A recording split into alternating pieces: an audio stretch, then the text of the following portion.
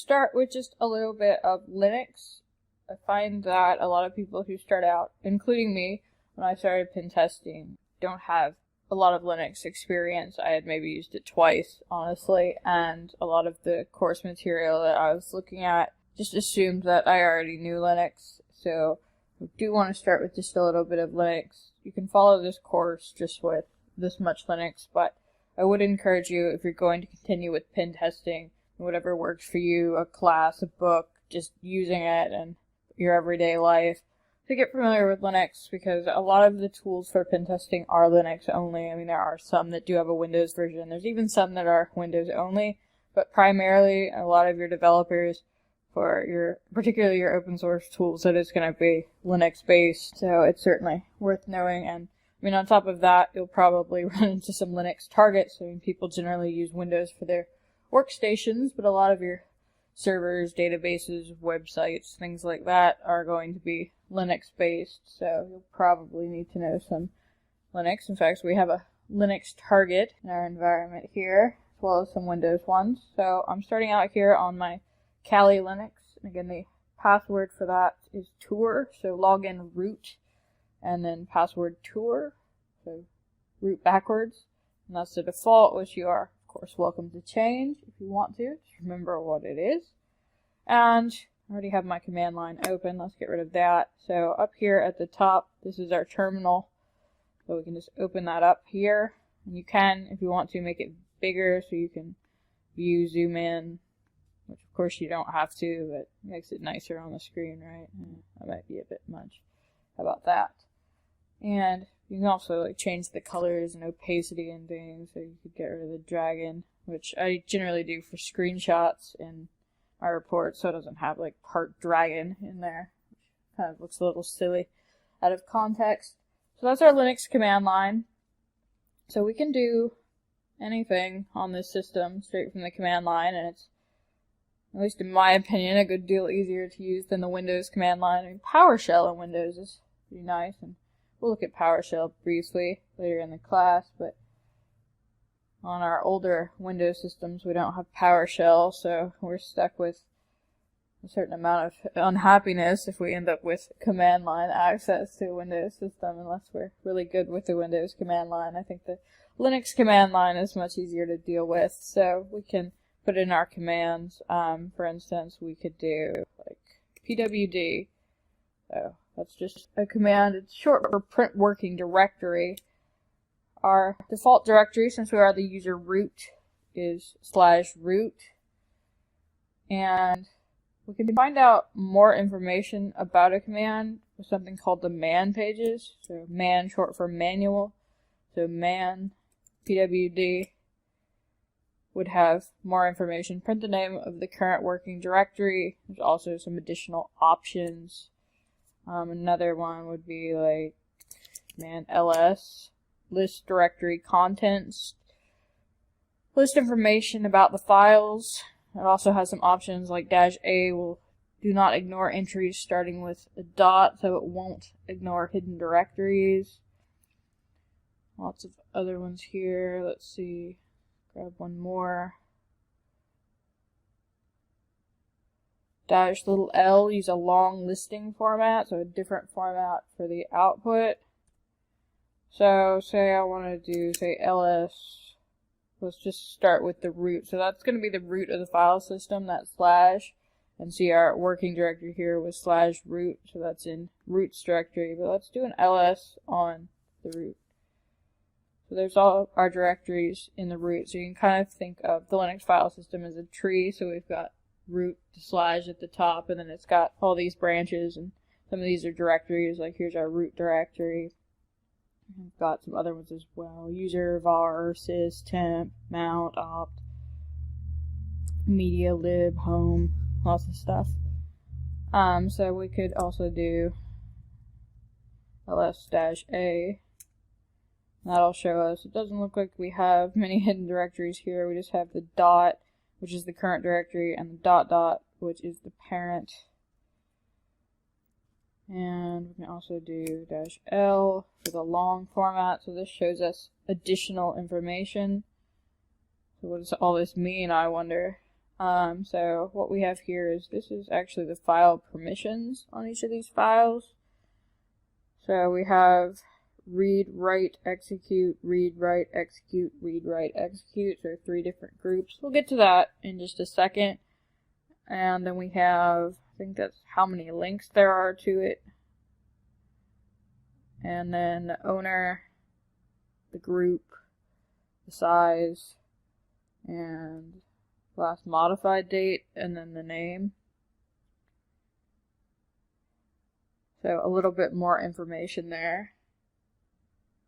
And we can navigate around the file system. Like, again, we're still at /root. If I wanted to go to, say, root, I could do cd/ change directory, cd. Again, we can do man cd.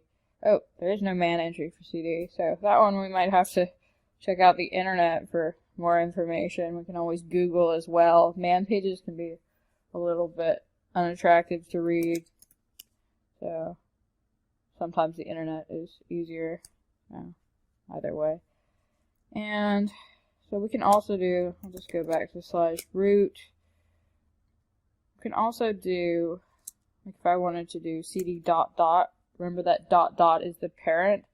So that'll be the equivalent of cd root, because we're in /root. So that'll take me to the parent, which is going to be root. So /. Yay. So let's see, let's go back to root again. We can also do cd onto root's desktop. And I could do like cd ... So that'll take me 2 parents up. So that'll take me back to root and go into a different directory. So like Etsy, one of my ones on root here. Like here's Etsy. So if I want to go to the Etsy directory, I can do that. So now I'm in Etsy. So we can move around. Again, you can kind of think of it as a tree. You don't have to be familiar with like where everything is and what all of the directories mean. Really, you can just know that you're in your root directory or /root, your home directory for root by default, and the / is the beginning of the file system. Like mount is where we mount drives. Temp is temporary files. There's lots of different things in there. So, user privileges, how about that? So again, we are user root. So our home directory is /root. There's also /home we saw. Home actually doesn't have anything in it right now. Kali Linux is an interesting Linux system in that it only has the root user, which is fairly uncommon for Linux. A best practice for using Linux is to do all everyday today tasks as an unprivileged user and only use root, which is equivalent of system on Windows. So your almighty, completely controlling the file system user for activities that require root privileges. So that way hopefully we wouldn't manage to destroy anything. If we're root all the time and then say I used a command called rm, so if I went into root and I said rm-rf and I let that run, what would happen is that I would actually delete my entire file system. So it's actually kind of a joke that you see on hacking boards all the time, and it's like, teach me how to hack.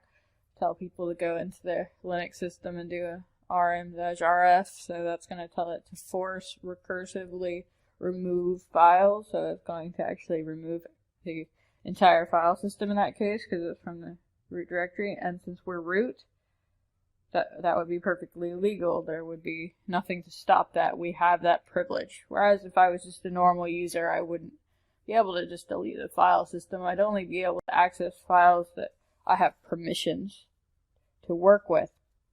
So that's a pretty good example of why we shouldn't use root all the time. Kali's a little bit different. It's not, for one, an everyday use operating system. It's specifically built for pen testing And most pen test tools actually are going to require root privileges. They set up network sockets and listen on the network and crack passwords and all sorts of other things. So, not everything is going to require root privileges, but a fair amount of them do.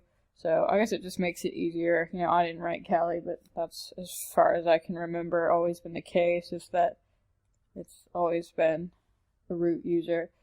Of course, we can add another user if we want to, and it may not be necessary for Kali, but if you are working with other Linux systems, you'll probably have some other user that is not root. We do add user, and I'll just do Georgia. Enter a password for Georgia. I always use password for these examples. That's a really terrible password. I realize that. You should never use the same passwords that I use in production. But use a better password than password, but remember what it is, of course. Then you can fill in these values. I always just leave them blank. Is this information correct? Yes. So now we have a user called Georgia, whose password is password in my case. So what we can do is I could change users to that user Georgia. So I'm going to do a su Georgia. And that made me the user Georgia. You can see my prompt has changed here. Now I'm Georgia at Kali. So now if I wanted to do an add user, say James. Says the add user command doesn't exist. But we know it does, we just used it. Well, Georgia doesn't have root privileges. Georgia has limited user privileges. So Georgia actually doesn't have the ability to add users to the file system. Nor should she, as just a regular user. So what we would need to do in this case is actually use something called sudo. Let me exit and go back to root. So I did exit, and that took me back to my root prompt. And what I want to do is add Georgia to the sudoer group. So groups are just groups of users. A user can be in multiple groups, and one such group is the sudoers, and that is people who are allowed to basically pretend to be root. These users can basically request root privileges on a temporary basis so they can perform commands such as add user. So what I want to do as root is do add user again, and then Georgia, and then I want to add Georgia into sudo. That added Georgia into the sudo group. So now if I drop back down to Georgia, and instead of doing add user James, where it says command not found, I do sudo add user James. It gives me a little warning about using sudo. It does in fact give us root privileges. We can do bad things with it. We should not. Then it prompts me for my password. I don't have to have the root password for this. I need to have Georgia's password, which is, in my case, password. So then that allows us to use the add user command. So we could add this user James to the file system. So then, after we've done sudo, we lose our root privileges immediately. So it's only for that one command that we keep those root privileges. So now we're back to being a normal user. So hopefully we won't be able to destroy the file system now.